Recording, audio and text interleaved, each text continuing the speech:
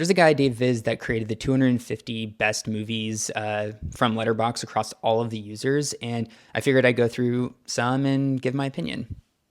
Pretty great start. The fact that this is three makes me so happy. Honestly, I can't think of a better movie that's a single location movie that has as much energy and dimension, and also just to juggle all of those different characters in that room. Nothing short of masterful.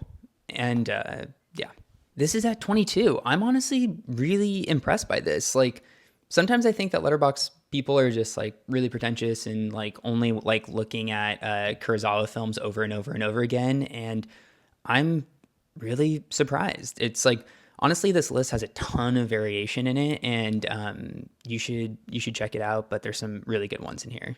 Jumping around this list a little bit, 227 Magnolia. Honestly, it's like it feels like it should be higher to me. I know there's so much great Paul Thomas Anderson, and this is him doing his like Spielberg kick, but this honestly feels like an epic David Lean type movie in the weirdest way possible, and I kind of love it.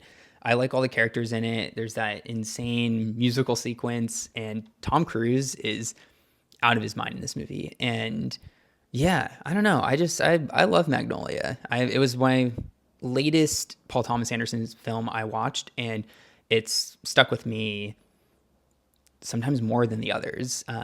Amazing movie. And here at 213 is Sorcerer.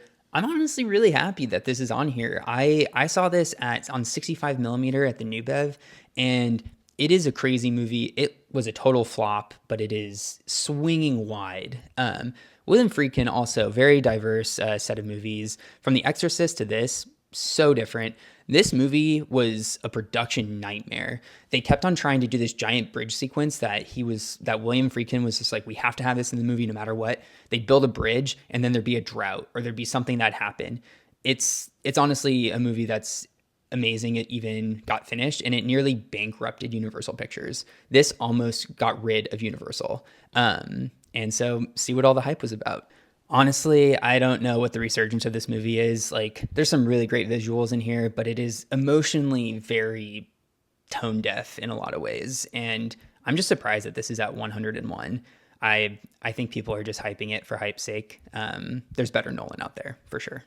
This movie's at 62, and I hate this movie. It just feels pretentious, pedantic, overindulgent, and is the worst trait of film snobbery that I just can't stand. But yeah, check out the list and let me know if there's any that you think that are surprising to you.